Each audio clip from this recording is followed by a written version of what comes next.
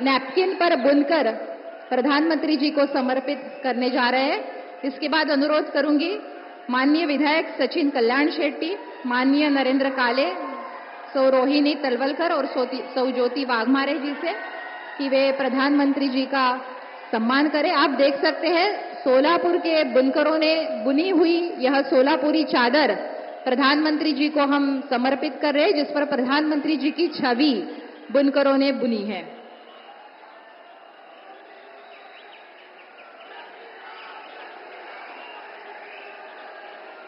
मैं अनुरोध करती हूं माननीय उप मुख्यमंत्री श्री देवेंद्र जी फडणवीस से कि वे सभा को संबोधित करें।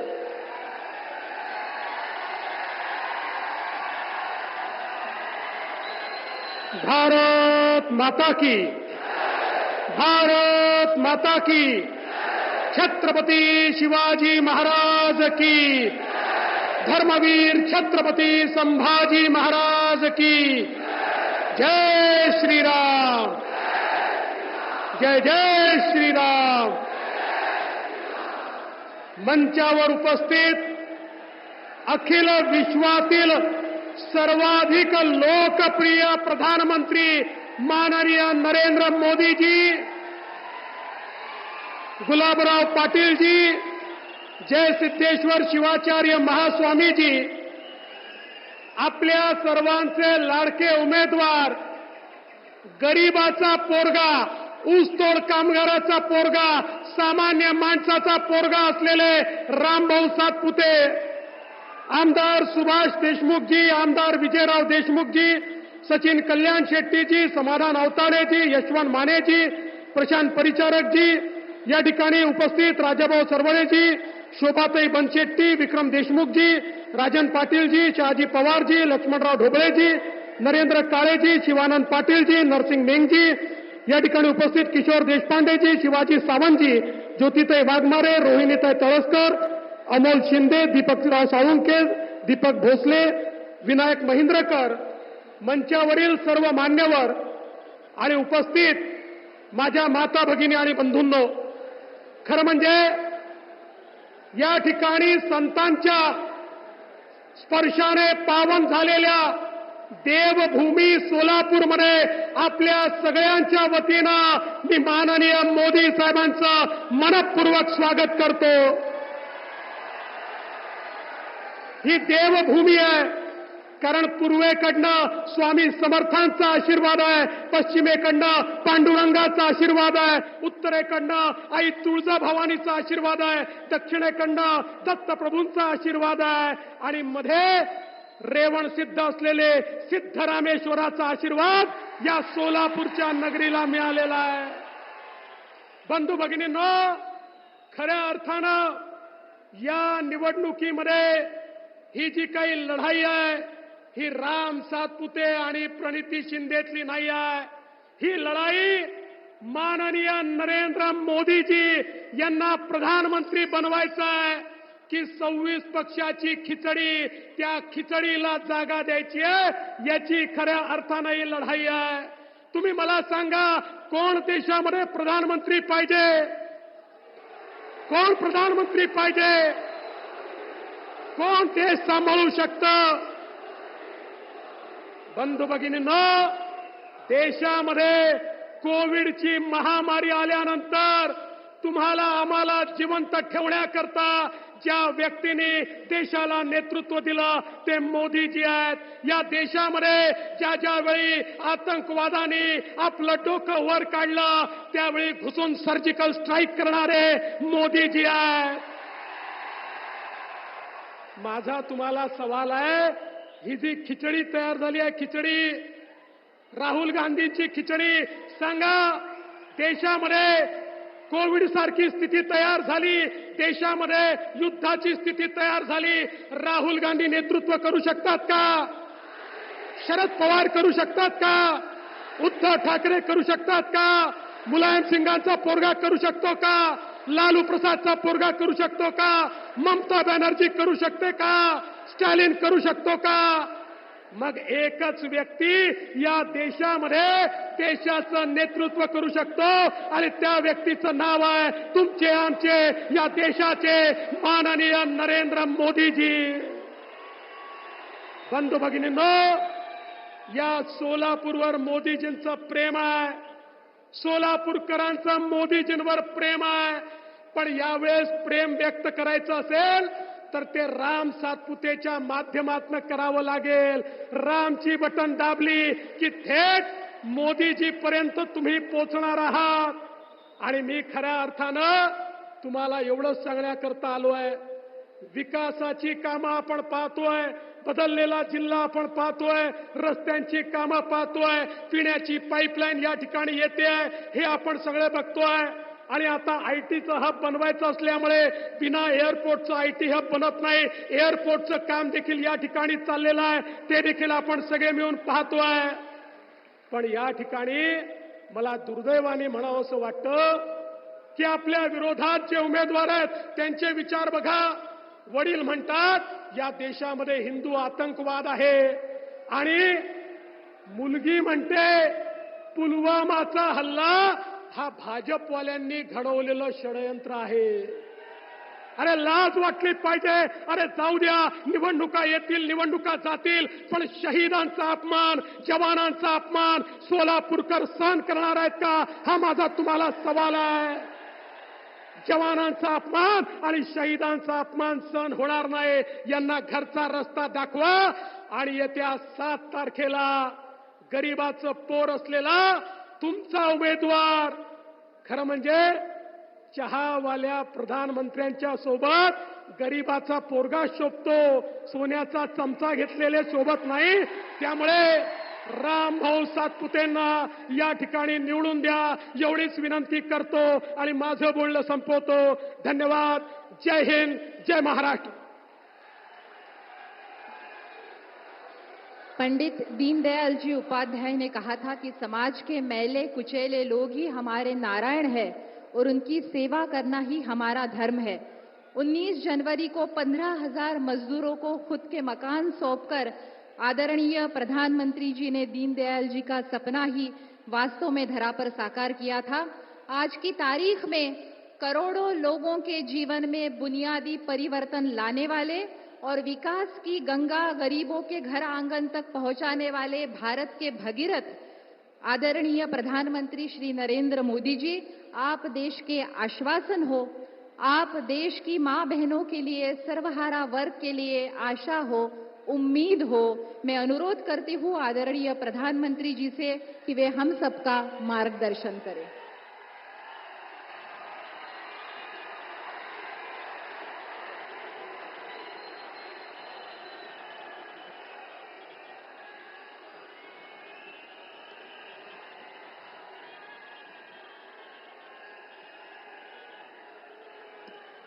भारत माता की, भारत माता की, भारत माता की. माझ्या प्रिय सोलापूरकरांना अतिशय मनापासून नमस्कार करतो. जय जय रामकृष्ण हरी. सोलापूरचे ग्रामदैवत श्री सिद्धेश्वराच्या चरणी मी नतमस्तक होतो. भगवान विठ्ठल और जगतगुरु बसवेश्वरा की इस धरती का ये आशीर्वाद छत्रपति शिवाजी महाराज की धरती पर ये जन सैलाब, ये उत्साह साफ साफ बता रहा है. फिर एक बार, फिर एक बार, फिर एक बार. साथियों,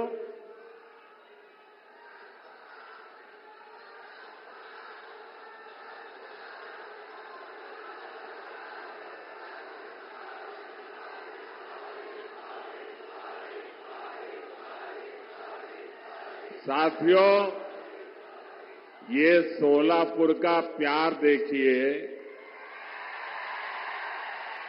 ये 2024 में मैं दूसरी बार आपके पास आया, लेकिन साथियों, जब जनवरी में आया था तब कुछ लेकर के आया था, आपके हकों को पूरा करने के लिए आया था, कुछ देने के लिए आया था।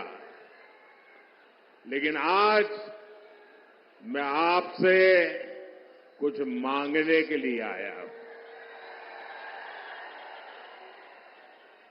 और मांगने के लिए इसलिए आया हूं कि आगे मैं बहुत कुछ देना चाहता हूं, और मुझे धन दौलत नहीं चाहिए, मुझे यश कीर्ति नहीं चाहिए, मुझे आपके आशीर्वाद चाहिए। और मैं आपसे आशीर्वाद मांगने के लिए आया हूं। साथियों, इस चुनाव में आप अगले 5 वर्ष के लिए विकास की गारंटी को चुनेंगे। दूसरी ओर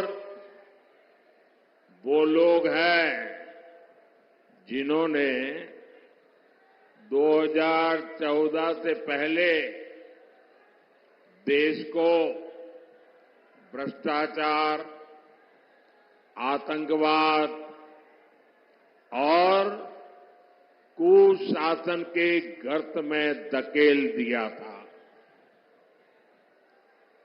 अपने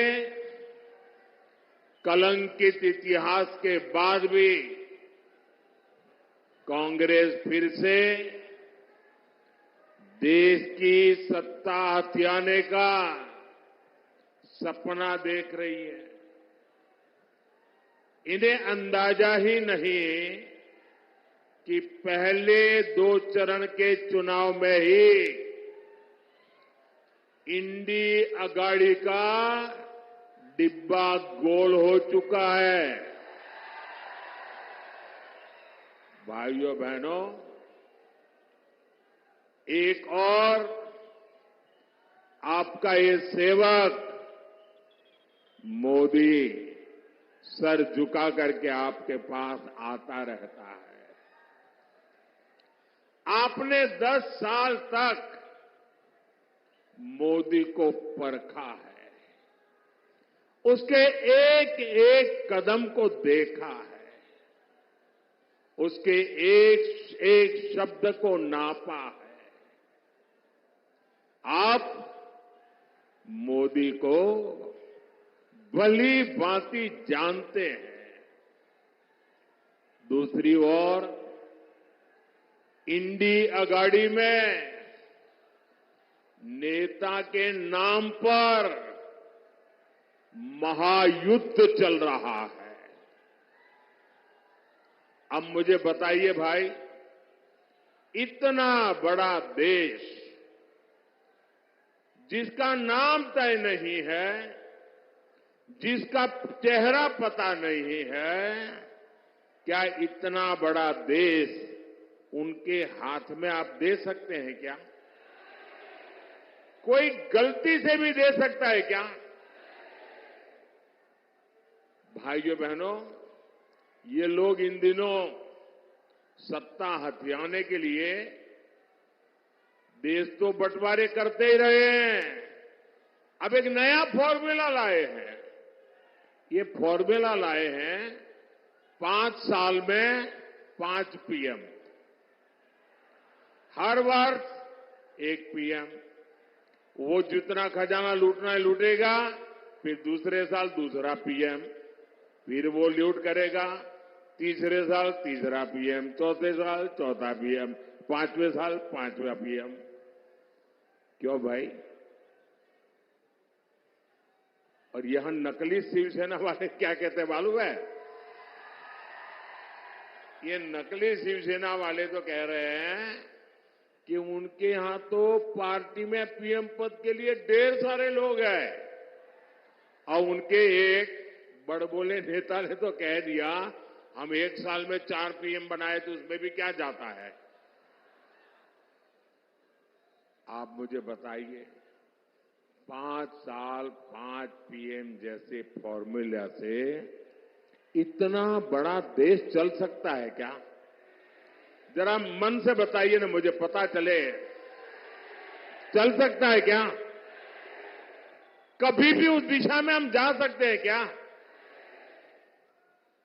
नहीं चल सकता ना।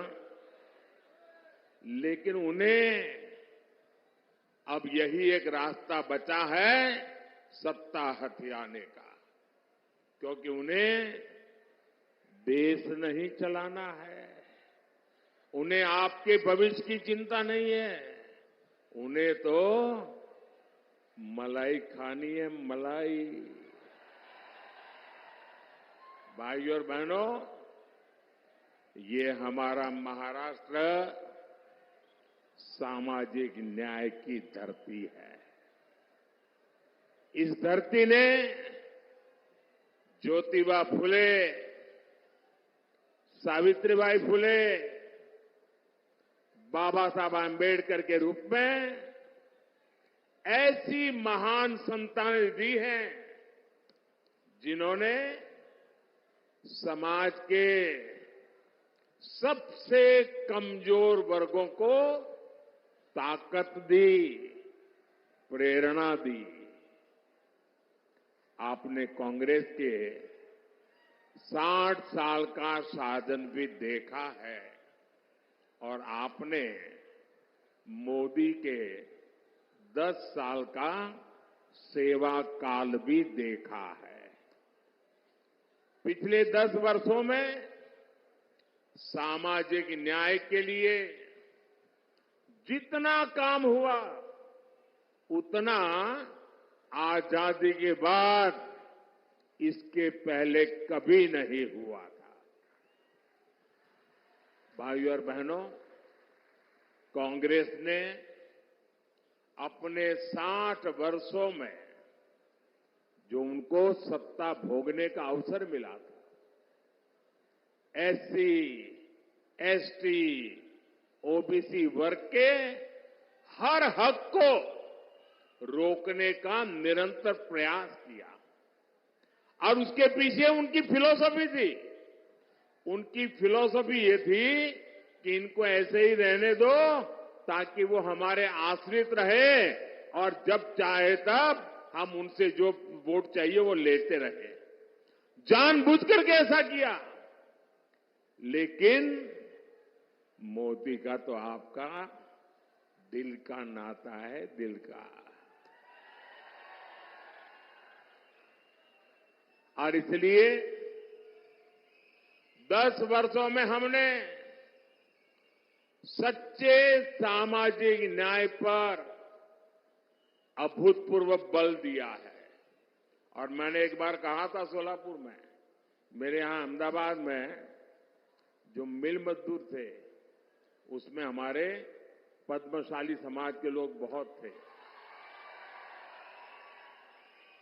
और कोई हफ्ता मेरे जीवन में ऐसा नहीं गया होगा कि मुझे किसी न किसी पद्मशाली परिवार ने भोजन न कराया हो।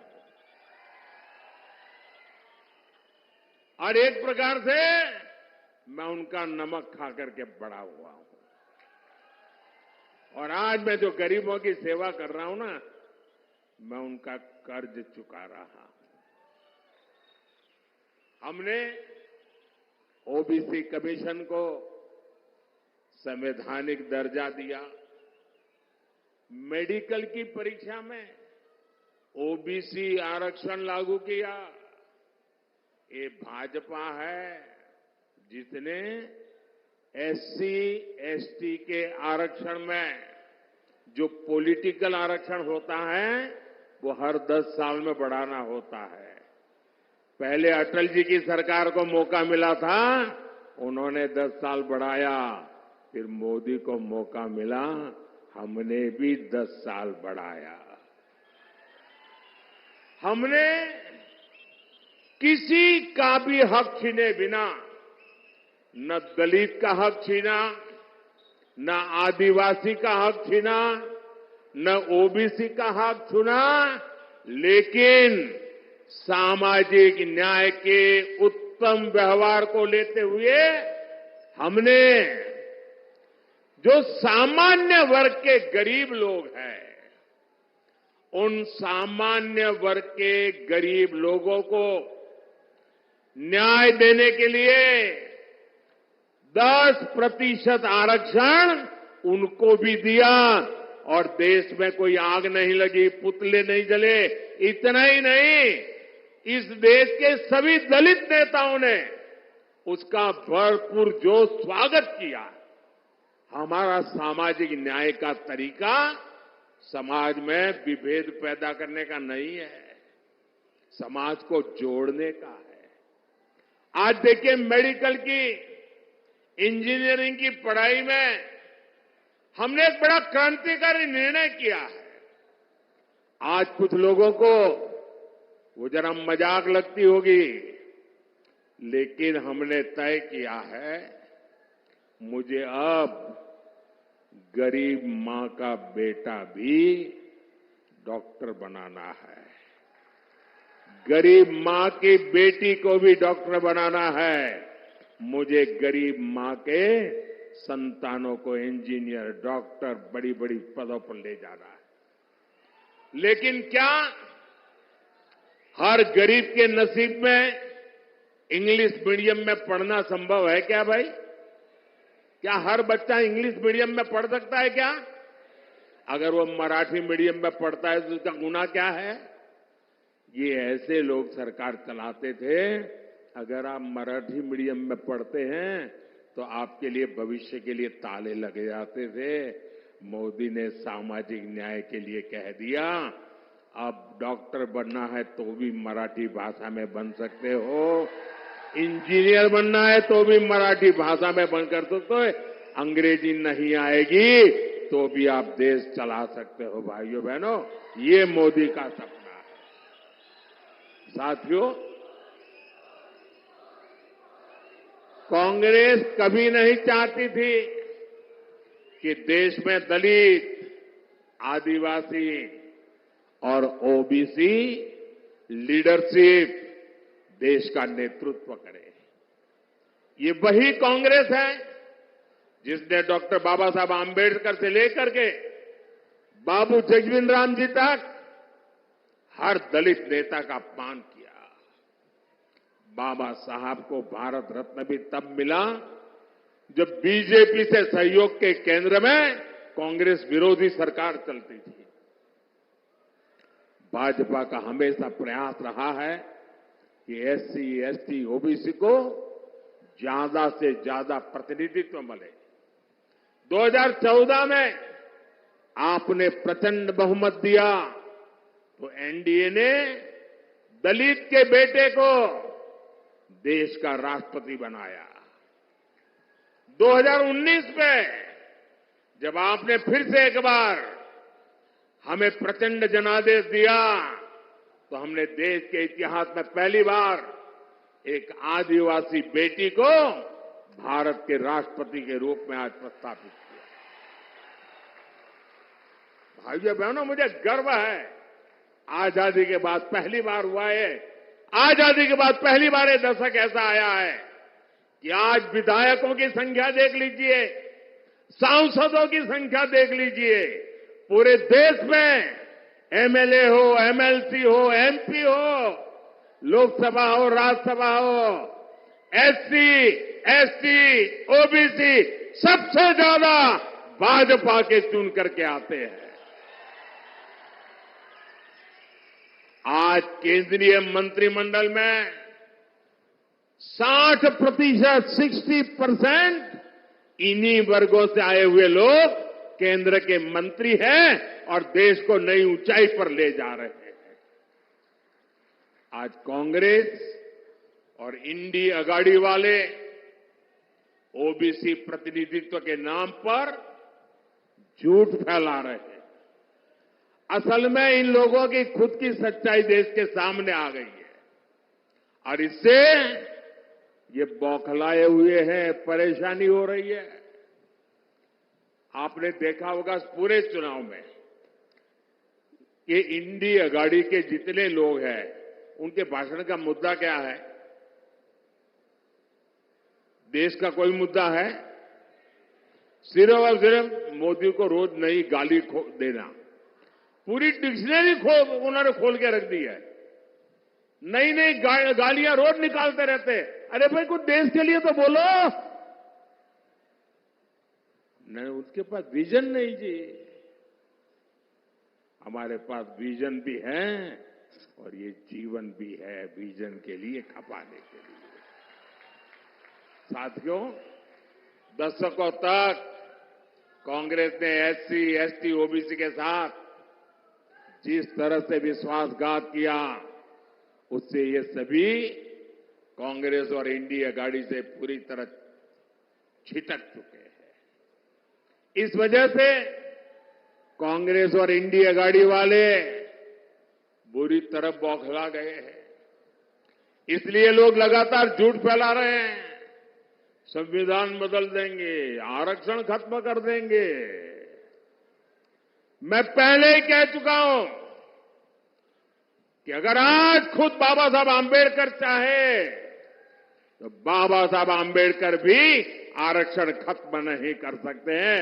मोदी का तो सवाल ही नहीं उठता है। और अगर हमारी सरकार की नीयत उसमें कहीं पर भी खोट होती, मेरा 5 साल का रिकॉर्ड देख लीजिए।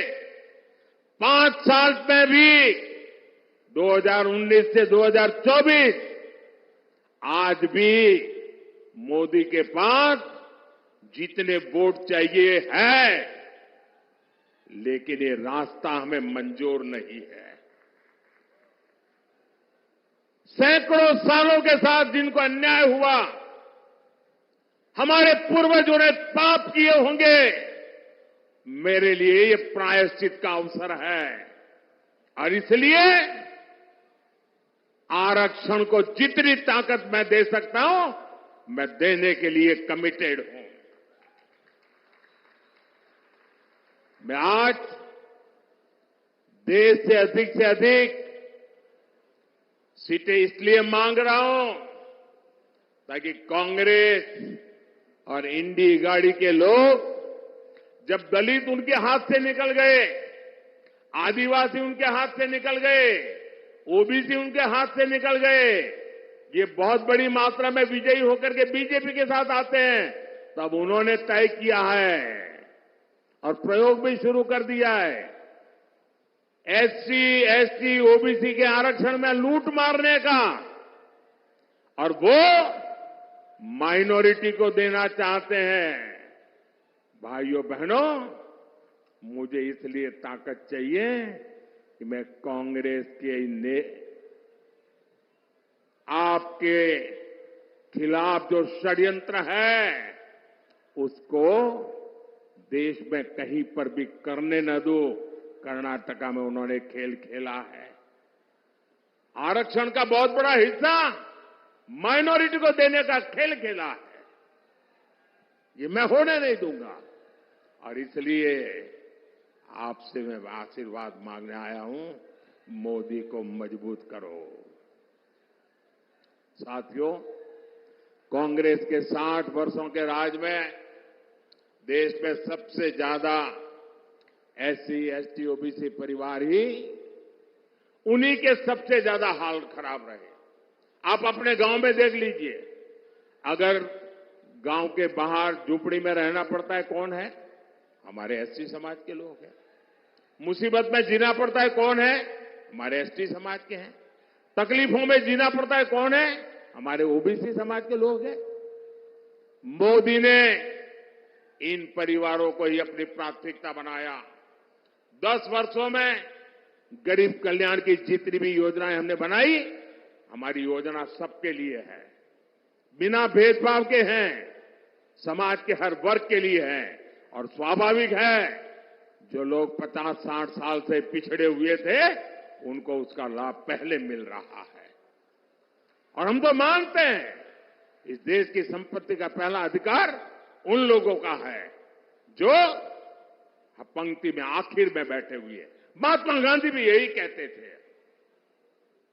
मुफ्त राशन हो, मुफ्त इलाज हो, पक्के घर हो, शौचालय हो, बिजली हो, गैस हो, पानी हो, ये सब कुछ सबसे ज्यादा वंचित समाज को जरूरत थी और वंचित समाज की वो आकांक्षाएं आजादी के इतने सालों के बाद आपका सेवक मोदी पूरी कर रहा है। भाई वहां वो सज्जन तस्वीर लेके आए हैं, मैंने तस्वीर देख लिया। बैठिए, पीछे आप लोगों को परेशान कर रहे हैं। आपका मैं बहुत आभारी हूं आपके प्यार के लिए, लेकिन औरों को परेशान मत करो भाई। एससी, एसटी, ओबीसी परिवारों को इन योजनाओं से जोड़ने के लिए हमारी सरकार घर घर पहुंची है, गांव गांव पहुंची है। साथियों, कांग्रेस ने 100 से ज्यादा देश के जिलों को ही पिछड़े घोषित करके उनको अपने हाल पर छोड़ दिया था। इन जिलों में सबसे ज्यादा एससी और एसटी परिवार के लोग रहते हैं। हमने उसको एक नया रूप दिया, नया मिशन लिया और हमने उसको एस्पिरेशनल डिस्ट्रिक्ट बनाया, आकांक्षी जिला बनाया। और उसका मेरी ऑफिस से डेली मॉनिटरिंग होता है। परिणाम यह है कि गरीबों की भलाई के लिए की योजनाएं, एस्पिरेशनल डिस्ट्रिक्ट की योजनाएं, अब एस्पिरेशनल ब्लॉक की योजनाएं, डेली मॉनिटरिंग, हर चीज की जानकारी, उसका परिणाम यह है कि आज 10 साल के मोदी के कार्यकाल में इतने कम समय में देश में पहली बार 25 करोड़ गरीब गरीबी से बाहर निकले हैं भाइयों। और ज्यादातर इन्हीं जिलों से लोग हैं। और इसलिए मैं कहता हूं, जब नीयत सही होती है ना, तो नतीजे भी सही मिलते हैं।